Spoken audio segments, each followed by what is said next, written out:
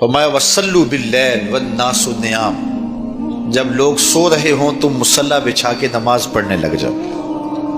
تمہارا رب کے ساتھ تعلق اس قدر مضبوط ہونا چاہیے کہ ایسے وقت میں کہ جب لوگ سو رہے ہوں تو تم سجدہ ریز ہو جاؤ، تاکہ ریاکاری کا امکان بھی مسترد ہو جائے۔ تو یہ چار کام جب تم کرو گے، رسول کریم نے ارشاد فرمایا تدخل الجنہ بسلام، جنت میں سلامتی سے داخل ہو جاؤ۔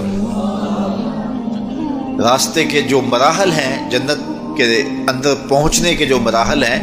وہ بھی سلامتی سے طے ہو جائیں گے۔ قبر بھی، حشر بھی، میزان بھی، پلزرات بھی، سارے مراحل آسانی سے طے ہوتے چلے جائیں گے اگر تم یہ چار کام کر لو۔ ان تین کاموں کا تعلق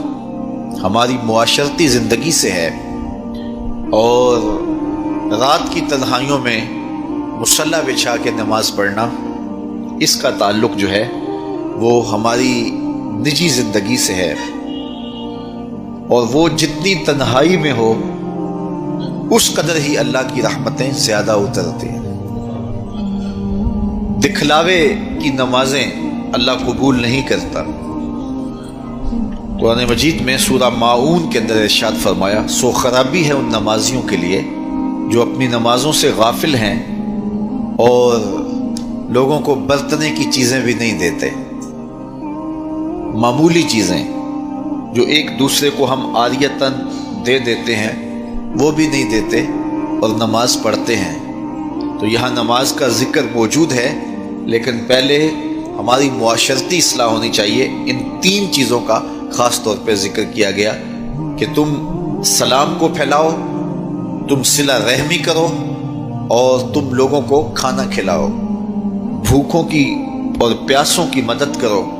تو تمہارا رب تمہارے اوپر راضی ہوگا، اور پھر رات کی تنہائی میں تم اللہ کے حضور مصلی بچھا کے نوافل ادا کرو۔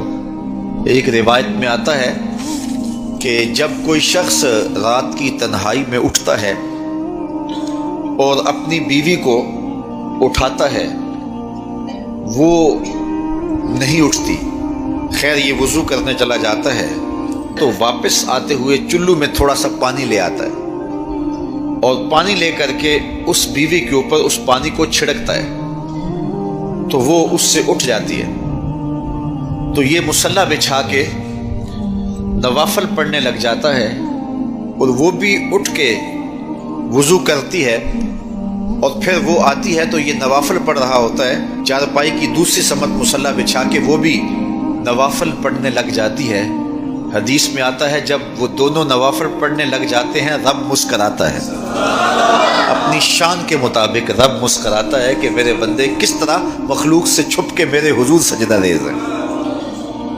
تو راتوں کی تنہائیوں میں جب لوگ سوئے ہوئے ہوں تو اس وقت سجدے کا ویسے لطف بھی اپنا ہی ہوتا ہے، چونکہ کوئی دیکھ رہا ہو تو کئی طرح کی باتیں ذہن میں آئی جاتی ہیں،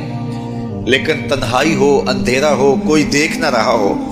تو پھر اس کا اپنا لطف ہوتا ہے، اور سحری کے وقت اٹھ کے نماز پڑھنے کا سرور بھی اپنا ہے۔ اور میں کہتا ہوں کہ وہ ملنے کی گھڑیاں ہوتی ہیں،